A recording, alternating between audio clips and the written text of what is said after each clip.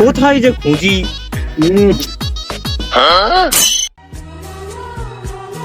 বলছিলাম দাদা, আমি যে আপনার দাদা হবো সেটা তুমি কি করে বুঝলে? আরে দাদা ফর্মালিটি মেনটেনের জন্য বলা।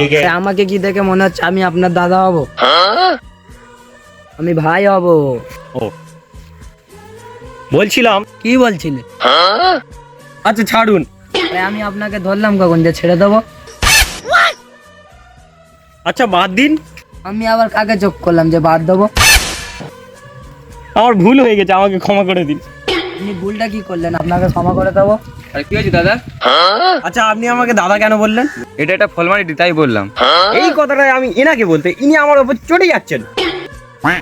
ও ঠিকই তো বলেছে, ও আপনার ভাই হবে। এ পাগল নাকি? আচ্ছা ওইসব কথা বাদ দে, তুই সাইকেলে বল। ঠিক আছে।